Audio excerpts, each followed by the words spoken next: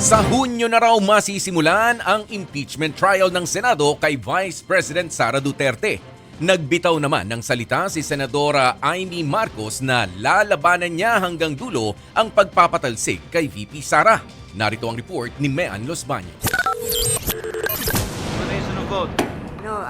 Hindi mamadaliin pero hindi rin ipagpapaliban. Hindi rin magpapapressure kahit kanino. Yan ang iginiit ni Senate President Chis Escudero sa pagtalakay ng Senado sa Articles of Impeachment laban kay Vice President Sara Duterte. Dapat daw pag-aralang mabuti ang reklamo bago simulan ang paglilitis.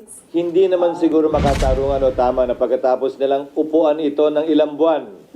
Biglang pwersahin, pipilitin at sasabihan kami ng sino mang galing sa Kamara na, hoy, bilisan nyo, aksyonan nyo, ano ba kayo? Hindi. Hindi ganon at hindi ako papayag din nun. Hindi namin trabahong pakinggan sila. Kagabi nag-adjourn ang sesyon ng Senado nang walang pinag-usapang impeachment. Katwiran ni Escudero, wala sa agenda ang pagtalakay sa Articles of Impeachment na mag-aalas 5 na ng hapon na dumating sa Senado. Hindi rin daw uubra ang ura-uradang report sa plenaryo dahil kailangang suriin ito ng Senate Secretary.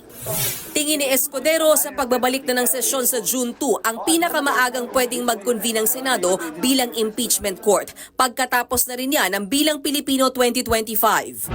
Nilinaw naman ni Senate President Escudero na hindi ibig sabihin wala silang aksyon na gagawin kaugnay sa Articles of Impeachment habang nakabreak ang sesyon.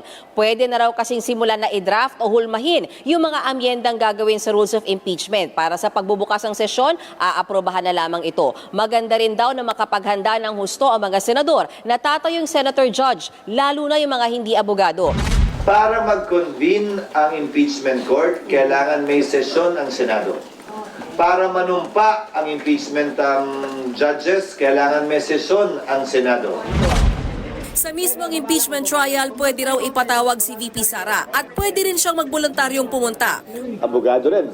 Si Vice President Sara Duterte, abogado rin yung kanyang asawa.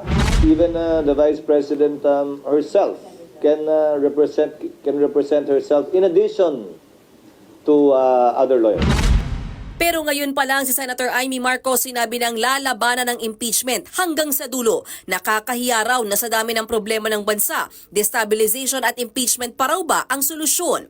Pero paano kung tuluyang mauwi sa conviction ng impeachment trial? Sino ang pwedeng pumalit sa posibleng mabakanting posisyon ng bise?